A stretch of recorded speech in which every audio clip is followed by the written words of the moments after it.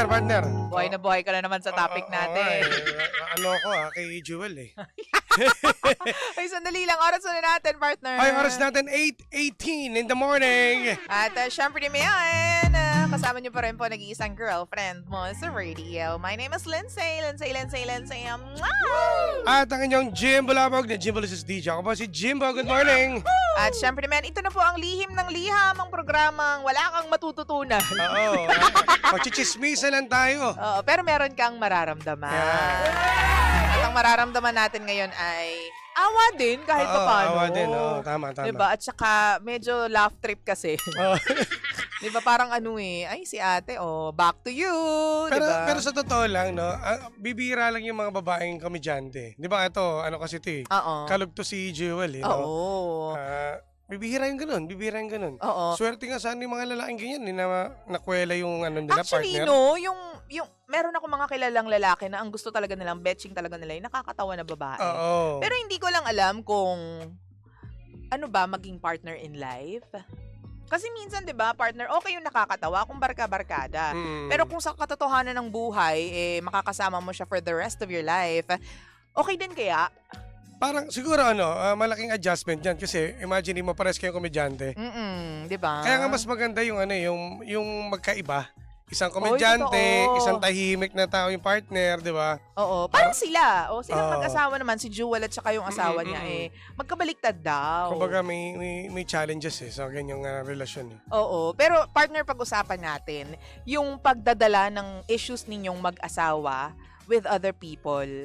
Ang hirap nung gano'n. Mali. Para sa akin, sorry, unahan ko na kayo. Mali siya. Totoo naman, lalo na pag sinabi usapang junjun. Oo. Ay, oo. Di ba? Kahit ako eh. Oo. Kung mangyari man sa akin yun, mayayain mo talaga ako eh. Gaganti ka din, partner?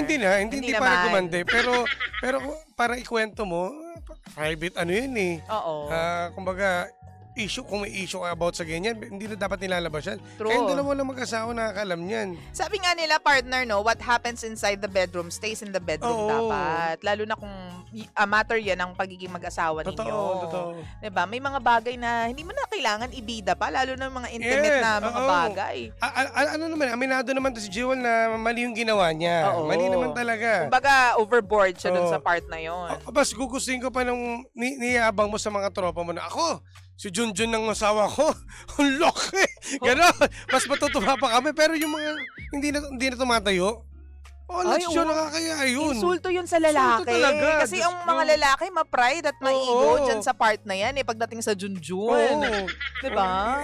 Yun ang medyo nakakainis talaga bilang sa mga kalalakihan. Bilang lalaki. Dapat yung kwento mo, yung makaka-boost. Aangas kami. Oo, yung ego ng lalaki, yung mga yabang. Ito, flexible. Ito, nagiging lastic man. Oy! Mali! Ganon. Diba? Oo, naniniwala ko pag mga ganyang usapan, dyan nga nagiging mayabang yung mga lalaki. Yes. Minsan kahit hindi naman totoo yung niyayabang nila, niyayabang pa din nila. At least, diba, kumbaga, bida pa rin. Gusto nila, bida sila sa part na yun. Hindi pa pwedeng olas kasi nakakaya naman talaga. At walang mukhang iharap yan sa mga kaibigan mo. Ayun nga, doon nga inopen sa harap ng mga kaibigan, diba? So parang, natuwa si Jewel, partner, doon sa part na nagtawanan yung mga kaibigan kasi nga, syempre, bumida siya, tapos natawa sila sa joke niya. Pero ang hindi niya alam, na-insulto na yung asawa niya, partner. Diba? Harap ba Harap ba yung lalaki? Oo. O okay lang sana kung kayo kailan nag-usap niyan at wala akong idea o wala akong alam. Pero kung papamukha mo sa akin, iba yun, girl. Partner, binaktuyo nga sa kanya. Ang nangyari tuloy ngayon, ano ba naman ako gaganahan sa'yo? May paganyan si kuya mo. Yun yung nagiging simula. Yun ang pangit. Pabalyena ka na. Yan. Ang sakit din naman nun bilang babae. Ano ba ito, mag-asawa sila o nagpapanggap lang? Hindi, mag-asawa talaga sila. Di ba parang ang dating kasi, di ba nag-aasara sila sa harap ng ibang tao? Ayun nga. At personal pa, ha? Oo. Tapos ito naman, partner, sa part naman naming mga babae, yung figure namin, yung weight namin, yun naman yung pinaka big deal sa amin. Kumbaga pagtawanan mo ng lahat, hindi pantay yung kilay namin, hindi pantay yung butas ng ilong namin, pero pag yung usapang timbang, nako. Di ba yung usapang timbang, yung usapang yung figure, partner, medyo nakaka-depress yan. Naintindihan naman natin. Di ba matindi yung kasing sinabi rin ni Jewel binaktuyo siya ng matindi rin. Ayun nga. Tapos ito pa, partner, kinumpara pa siya sa ibang babae. Oo, na mabango. Mabango daw. Sexy. Nag-aayos ng itsura. Naka-makeup. 'Di ba? Ang saklap. So, anong moral natin dito sa story na to? Ang hirap kasi, alam mo, sa mga ganitong sitwasyon talaga, kayo lang din makakasagot niyan. Total, True. mag-asawa kayo. Mali ba kung patutuloyin niyo ako sa inyo? Tutulungan kita. Ay! Pero, Mali! pero ito, unahin ko muna si Jewel, no? Oo. Alam mo,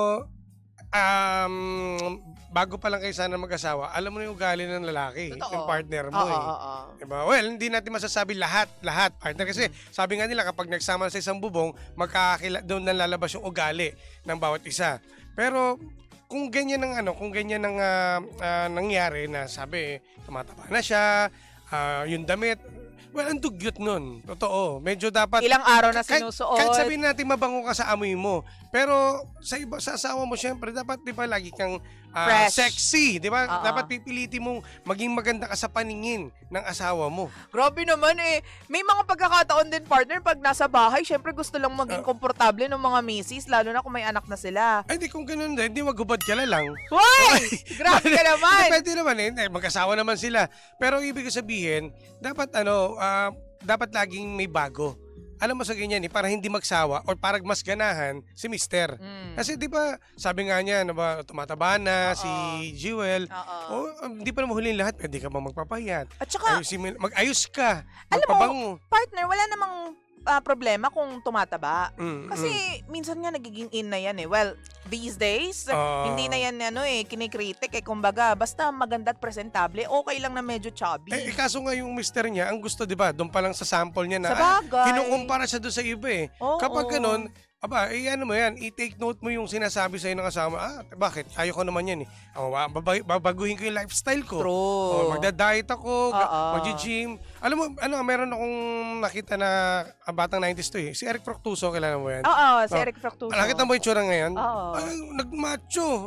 Siya sexy. Oo. Talagang, parang bumalik sa pagkabata eh. Oo nga, totoo. In fairness naman. So lahat, wala sa edad dyan. Basta ikaw ay magkaroon ng disiplina sa sarili mo. Pagandahin mo. At maging flexible ka kapag para tingin mo, araw-arawin ka niyan, Diba? mamahalin. Ayan! Hindi, alam mo, ako, kasi ang tanong niya sa atin, partner, na daw bang dapat niyang gawin? Dapat daw ba siyang mag-sorry? Doon sa part na yun, oo, sa tingin ko, kailangan mo mag-sorry, bakla. Bakla ka kasi ng taon eh. Yung mga bagay na yan, tulad nga ng sinabi ni Grace Lasal, pangit yung mga confidential matters, ikikwento pa sa ibang tao. Parang hihiyain nyo yung bawat isa. Yun Dapat mag-usap kayo kung ano yung nasa loob mo sa asawa mo para masabi niya kung anong side niya or kung bakit. Yun. Diba?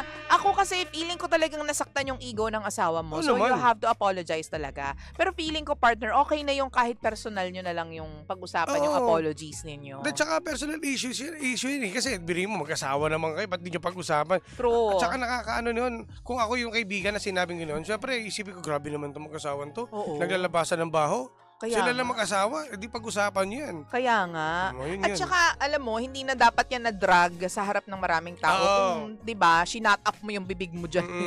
Kaso ikaw kasi bida-bida ka eh. Minsan alam mo sa isang tao, hindi rin okay yung bida-bida. Totoo, naintindihan ko naman yan. Lalo na kung, hindi, sa ano kasi ni Jewel kasi, talakera, mukhang Feeling ko din. komedyante. Oo. So, minsan kasi minsan sa mga komedyante, may mga salita tayo na feeling natin na hindi nakaka-offend sa iba, Oo. or lalo na sa partner natin, teka, marunong din tayo mag-control, no? Pomreno. Pupreno at maging seryoso pag sa ganyang usapin.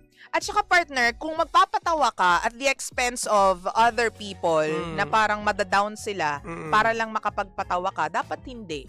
Wag mo na lang ituloy yung joke Wag na, mo wag na. kung makakainsulto ka ng ibang tao. Bad Kung joke may yan. 'di ba, bad joke. Kung may masasaktan ka para lang makapag-joke o makapagpatawa, wag mo na lang ituloy, be.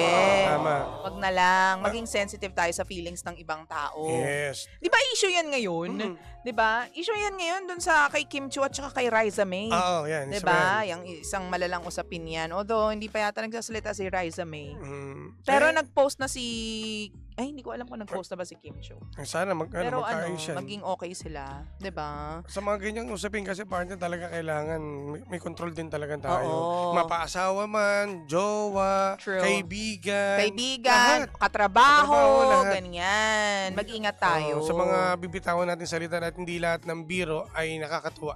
Pero naniniwala ka ba na some biro are really half-meant? Oo naman, oo naman. 'Di ba? Ako, sa tingin ko, Hindi naman nagjo-joke yung asawa mo nung sinabi niya na hindi ka na mabango. Ano yan, totoo yan. Hindi ka na attractive. Oh. Well, dinadaan niya lang sa ganung, kumbaga, ginoke niya lang eh. Pero syempre, may laman yun. Sa tingin ko, hindi joke yun eh. Sa tingin ko, totoo lahat Hindi, yun akala eh. ko si Jewel eh. Hindi, yung asawa ni Jewel. Totoo yun, yung sinabing yung di na papalit ng damit.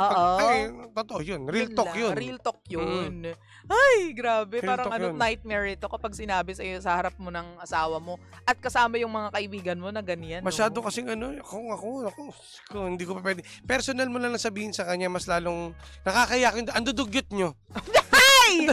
Mali! Hindi kasi di ba lahat ng may ibang tao, Oo. ano sabihin ng mga kaibigan nyo?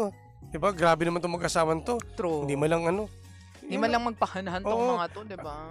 Ayun nga, ano bang ni Jewel? Ano bang ang tanong sa atin? Ayun nga, paano daw ba sila magiging okay? Ayaw niya naman daw na hindi na sila magkaintindihan or magkaroon ng crack yung kanilang relasyon just because of that situation. Ay, tigil niya yung bibig niya. Isa pasmado rin eh. Oo. Yun lang naman ng doon.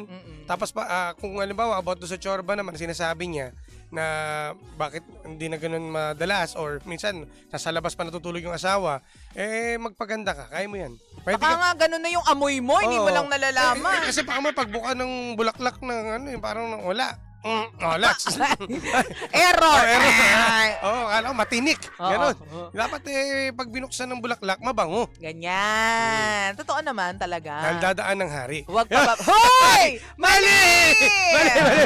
Mali. Nakakaloka ka. Pero totoo lang, dapat alam mo kung meron ngang isang tayong pagpapagandahan, hindi yon yung ibang tao. Bago ka magpaganda para sa ibang tao, girls, listen, ipagpagandahan mo muna yung asawa mo kasi yan lagi yung kasama mo, yan lagi yung kausap mo, yan lagi yung kakwentuhan mo. Di ba pag asawa mo na yan, ilang tulog mong makakasama yan for the rest of your life. Siya na yung makakasama mo sa pagtulog, paggising mo, siya ulit magkikita mo, di ba? Alam mo, may mga guilty tayong mga tropa na lalo na yung mga kalalakihan, na minsan kasi, may mga partner sila na ayaw nilang pag-ayusin. May mga ganun na nasanay na sa ganyan, na kung ano yung nakikita na walang makeup. Pero ano pala, sabi ko, masyadong mali. Hayaan mo sila na magpaganda.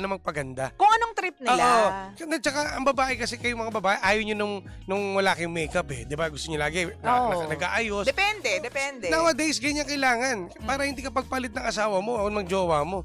May ganun eh. Kasi di ba, kapag kayo mga babae, bakit nagme-makeup lang naman ako? Stricto. Bakit yung nagme-makeup? May lakad ka ba? Hindi, nagpapaganda. Ipapaliwanag nyo. Mamaya pagpalit mo ako kaya nagpapaganda ako. Lalabas ka lang, dapat nakaayos ka. Hindi yung parang bogag yung buhok mo, parang ang taong grasa. Parang ganto. Hindi naman ganyan. Parang ang ganda naman ganyan. Di ba? Kung lalabas ka ganyan, hindi nga, di ba? maganda yan. Kung anong trip ng babae, for as long as maayos siya tingnan. Kasi hindi lang naman to para sa iyo bilang asawa, para sa mga makakakita din. Oo, kasi baka sabihin pabaya kang asawa, lalaki ka. Diba? Dugyot yung asawa mo. Sabi nga nila, makikita mo ang estado ng isang lalaki, ng isang mister, by looking at the wife. Diba? Makikita mo yung estado ng pamilya, lalo na ng mister, kung titingnan mo yung kanyang misis. Yun ha. Kaya alam niyo na mga misis, no? Yung mga... Mag-ayos. Nakikinig sa atin sa radyo at nanonood sa ating Facebook Live. Mag-ayos kayo. mag-ayos Gawin niyo yung kayo. nung kayo dalaga pa, gawin niyo pa rin hanggang ngayon. Kasi minsan talaga, pinagbabawalan pa eh. Huwag kayo magpabawal sa asawa niyo. Mas importante may... Baka naman magkagalit pa sila niya. Hindi naman. I-explain niya. Oo. At ikaw, Jewel, mag-sorry ka doon sa jowa mo. At baguhin mo yung ugali mo. No? Kung ano yung ayaw ng jowa mo, sa'yo, lalo na hygiene yan eh. Hygiene at saka, I'm sure para naman sa well-being ng misis. Para rin sa kalusugan mo yan, Jewel. Diba? Hindi naman din yan para lang sa asawa mo. Para din sa'yo yan. Para mas matagal kayo magsama. Diba? Maraming ganyan na nangyari. Nakakaya, alam ng mga kaibigan mo. Ganyan ka pala. Diba? Ibig sabihin, hindi okay mag-alaga yung asawa mo. Magulat ka lang pag nisprayan ka ng Lysol. Ay! Mali! Grabe ka naman. Magpaganda, magpa-sexy, magpabango. Yun lang naman para yung alindog ba ay bumalik. at ikaw ang laging apple of the eye ng iyong asawang lalaki. Oh, Di ba?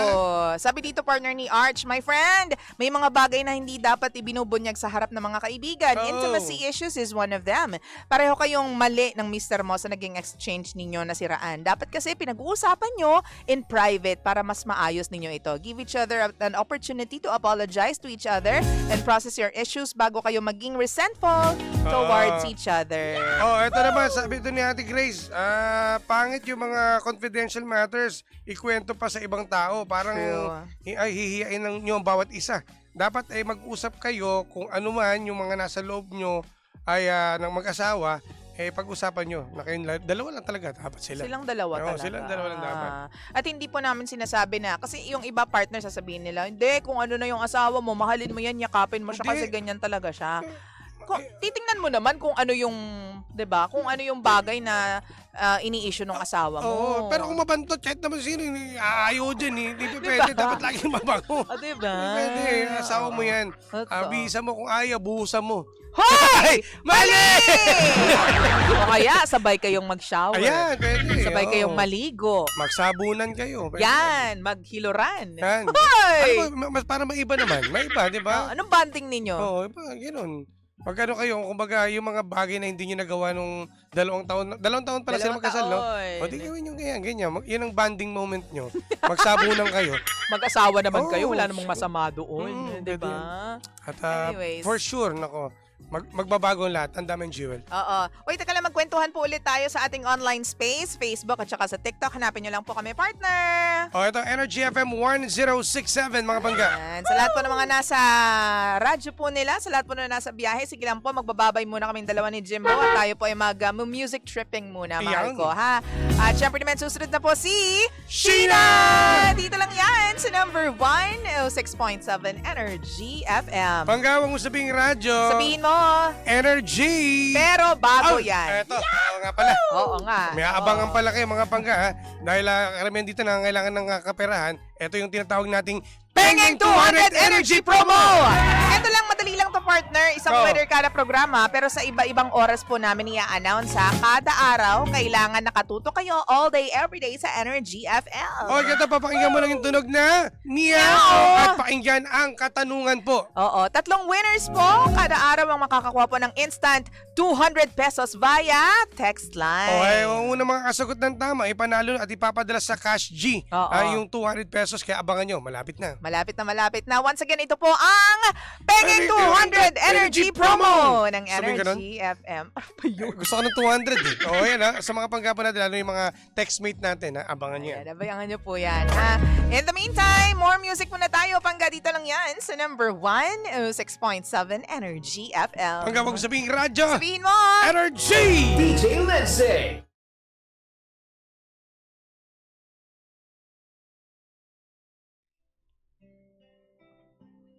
Hala ka, Jewel. Si Jewel kasi. Si Jewel kasi, Asmado yung mapabida-bida bibig eh. eh. Kayo mag-type Mapabida-bida. kayo. May mga pasok na kasi siguro, no? Walang, siguro. Mag-comment kayo dyan. Oo. So, sabi dito, weather update. Stay safe, Luzon. Isang magnitude 5.0 at 4.2 na lindol ang naitala sa Manila Trench malapit sa Bolinao, Pangasinan ngayong umaga ayon sa PHIVOLX. Ingat tayo, ha? Alam mo, Ingat po. sunod-sunod na talaga yung mga lindol, no? Lindol, ulan, Oo, bagyo. Bagyo. Ay, nako. Ingatan at mag-I love you sa mga pangga natin. Dapat lang.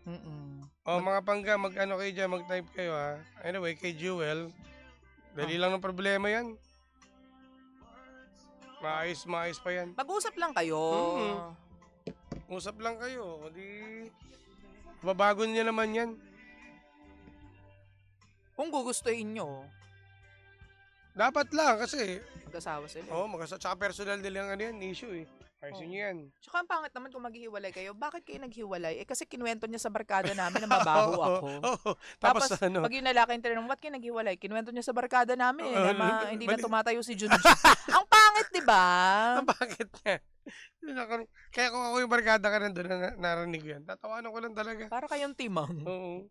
Diyos ko. Diba? Parang hindi doon kasi nasusukat ang pagmamahalan ng dalawang tao. Nagsira ang mag-asawa. Nagsiraan. Mali. At saka hindi gawain ng mag-asawa yun. Oo. Kung merong magli-lift sa inyong dalawa, it should be each other. Mm. 'Di ba? Hindi yung Nauna kasi ito si Jewel, yung babae.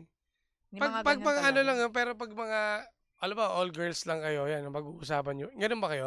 Ang pag-uusapan nyo? All girls. Ako kasi partner, yan yung pinaka-uncomfortable na Oo. conversation. For me ha, Tama. may mga kaibigan ako na nagkikwento. About sa nangyayari sa Na-off kanila. ako, umaalis Oo. ako doon sa, halimbawa, doon sa, Oo. sa grupo na yon. Mm. Bawa, di ba kapag magkikita yung magkakaibigan, yung Oo. mga lalaki magkakasama, yung mga babae magkakasama. Tapos pag nagsimula na silang magkwentuhan about that, yung ginagawa nila sa loob ng Hindi dapat na kinukwento ng yun room, eh. ng bedroom, Oo, ay iba na umaalis yun eh. ako. Kasi partner, hindi ko na gustong malaman yung mga detalye. Oo, kasi pag kinukwento niya, parang nandun ka rin eh.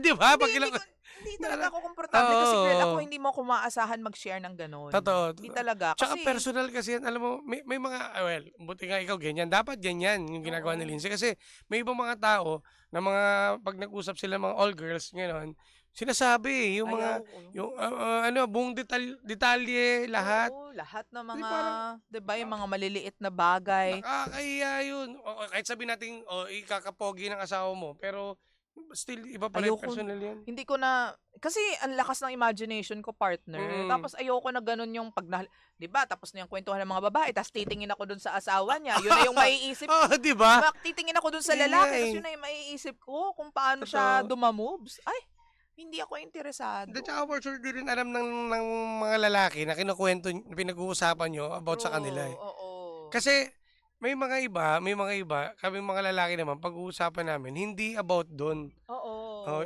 Well, like- ewan ko din, may mga lalaki din May naman na. ang pag-uusapan yung ikaw mismo. Alam mo, all boys, ikaw yung sarili mo mismo, hindi para doon sa kukwento mo yung nangyayari sa inyo ng asawa mo. Hindi pwede yun. Pero kasi may ganyan talaga din, may, partner. may iba na open sila sa isa't isa. Iba naman yon. Talagang Oo. ano naman sila eh. Pares naman sila nagkukwentuhan. At saka ako naniniwala ako na wag mo masyadong kinikwento sa iba yung ganap ninyo ng asawa mo kasi may mga taong inggitero at inggitera. Totoo. Partner, yung lahat ng kinikwento mo, yung gaano kagaling yung asawa mo, yung mister mo, kung gaano kagaling, gaano kanya napapasaya, di mo alam, baka mamaya may bantay sa lakay dyan sa mga Yes. kaibigan mo. Hindi ko sinasabi na hindi mapapagkatiwalaan yung mga kaibigan ninyo, ha? Mm. Pero evil eye, Oo, partner. totoo. So be careful of what you share with other people. At saka yung hirap yan, ipa-blackmail ka. Mamaya blackmail ka, yung mga ganyang sekreto nyo eh. Mhm. Pwedeng gawin against you eh. Pwede Oo, yun. totoo yun. Yung gagamitin Oo, sa'yo. gagamitin. Kaya nga, shut up. Kung wala kang masasabing maayos, Totoo. shut up na lang. So, Mahiya hindi ka lahat na. ng bagay kinikwento, kahit pa super kaibigan mo yan. Basta yun lang, ako yun yung iniingatan ko eh. Yung tipong evil eye. Kung Totoo. masyado kayong masaya sa relasyon ninyo, keep it to yourselves. Diba? Kasi baka mamaya ma-attract mo yung maling tao. Mamaya sila pa yung siya pa yung magnasa sa asawa mo kasi sinasabi mo, kinikwento mo palagi na ang galing-galing ng asawa ko sa kama. Ganyan. O paano kung biglang, di ba, i-project yan ng ni Kumare. Hindi mo alam, nagkakamabutihan na pala si Kumare at saka si Josawa. Maraming pwedeng mangyari kapag ganyan, Diyos ko, Diba? Parodi. May mga babaeng walang hiya din, may mga Oo. lalaking walang hiya, kahit kaibigan mo, Oo, papatusig ka, pre. mapagsamantala. Siyempre, Oo. nakakasagap ng balita eh. Diyos ko. Walang bro code, walang girls Oo. code. Wala silang ganun. Kaya ingatan nyo po yung inyong relasyon. Kaya, Hindi lahat ng bagay mm-mm. kinikwento. Yes, oo, dapat may limit din ha. Yung mga about True. lang sa mga samahan nyo magtatropa, yun lang pag-usapan nyo. Pero hindi para pag-usapan yung personal na buhay. Oo. Okay? Bakla kayo ng taon. Ang dudugyot nyo. Anyway, Hoy! Ay! Mali! Mali! But anyways, maraming salamat sa inyo. At napa-OT tayo dun ha. Oo nga, napasarap Sige, yung kwentuhan natin. Mm-mm. Maraming salamat at susunod na po si Sheena! But for now, Bye! bye!